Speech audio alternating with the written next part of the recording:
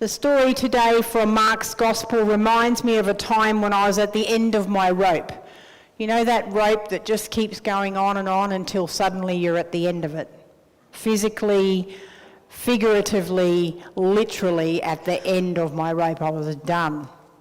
I had a house full of kids and a husband and a bunch of animals and no money and lots of stress, and I felt like I was about to explode or die or both.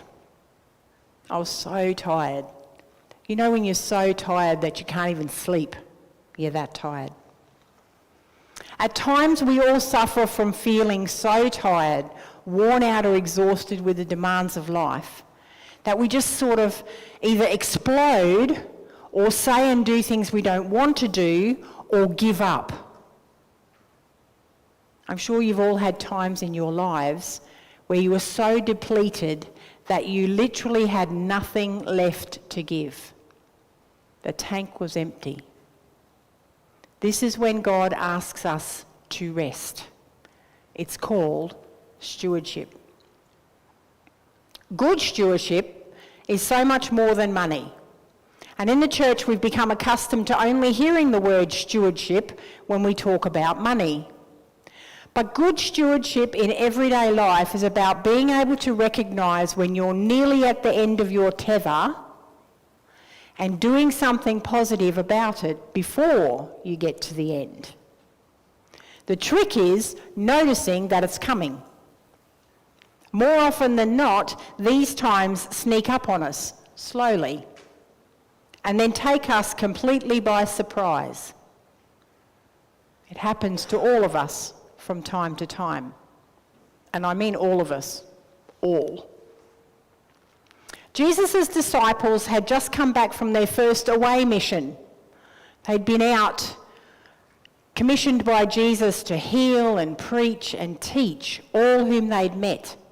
And they'd stepped up to the challenge and they'd done it.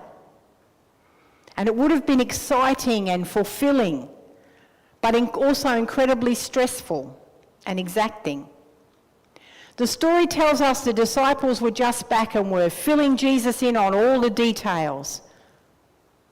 But Jesus wasn't listening. He notices that they're tired, that they're at the end of their rope, that they're exhausted, in fact. And he calls them away to a deserted place to rest in God.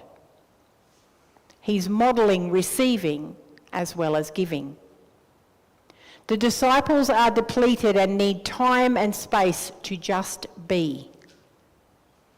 Come away, Jesus says, and rest a while. Jesus knew more than anything else that his disciples could not keep giving to the detriment of themselves. They didn't eat properly. They probably didn't even sleep properly. Sometimes we are called to feed others and give of ourselves, and sometimes it is necessary to be fed and simply allow ourselves to be nourished. Remember the story of Martha and Mary?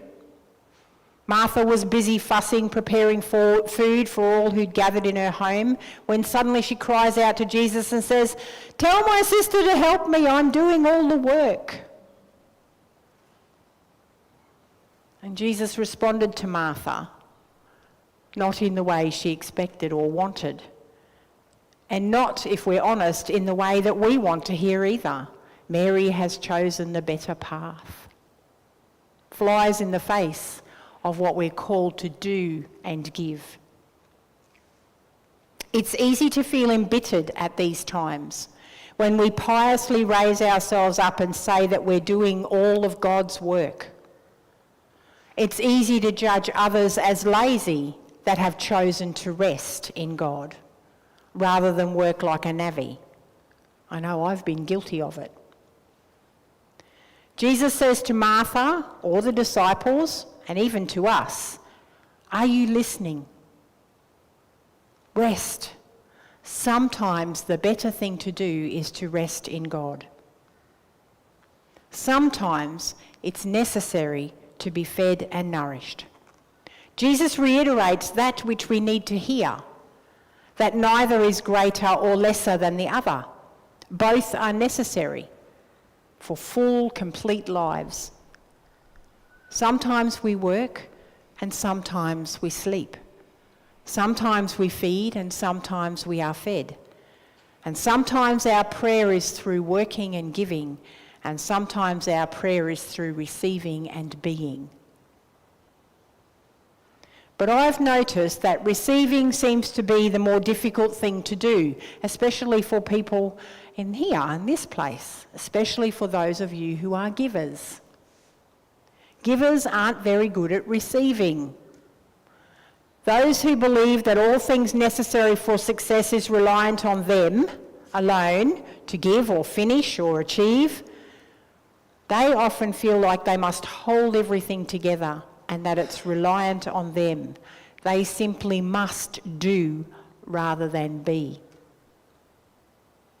Sometimes we need to learn how to receive from each other so that we can receive from God. Once we are replenished, we can give it all away again. One of the greatest things for a giver to do is to realise that they're at the end and they need to receive for a bit, without guilt or worry. Jesus asks us to be good givers, it's true. There are many instances of being asked to give, even by placing ourselves last instead of first. But we're also commissioned to be good receivers. Jesus doesn't just say love, he says love as I've loved you. He doesn't just say love your neighbour, he says love your neighbour as yourself.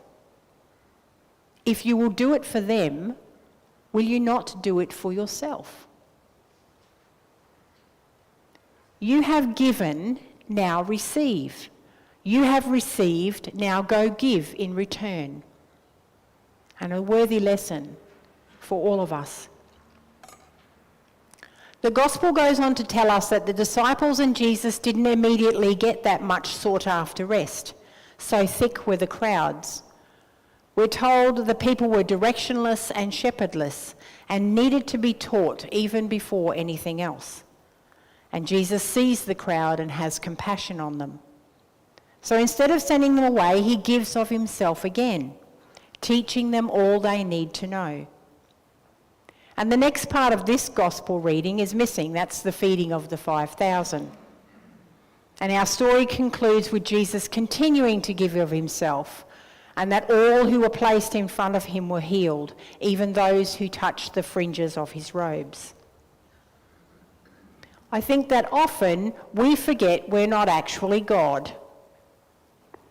Don't you reckon? That it doesn't all depend on us.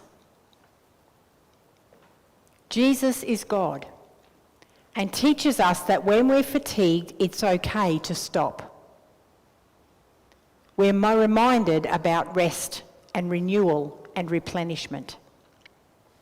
And it's huge for me, I have to say, as I notice and realise that I'm not very good at taking my own advice. And neither are some of you. But there are always times where I have to say to God, I can't do this on my own or in my strength. Help, heal, hold, love. I'm broken, I'm failing, I'm struggling.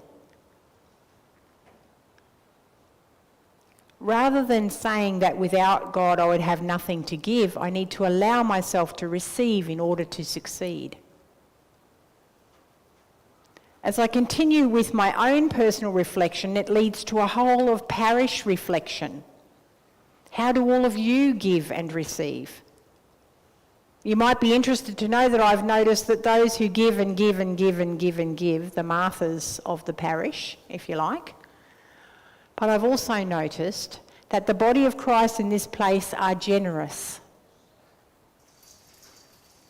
I've witnessed that firsthand through your wallets and your talents and your time and your creativity.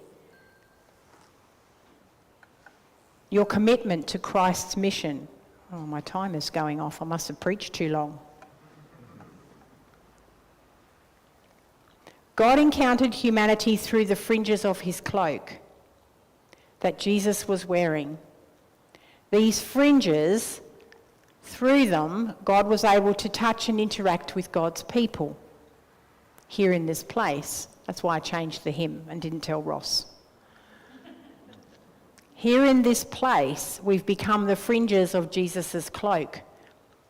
And because we're the fringes of Jesus' cloak and we're very good at giving to all who need it, we also have to model like Jesus did receiving. Giving yourselves permission to stop and to be. The community here of St Peter's is the fringe of Christ's robe, and lots of these of you are hurting and struggling and in giving overload. I need to tell you that it's okay to stop and to rest and to be.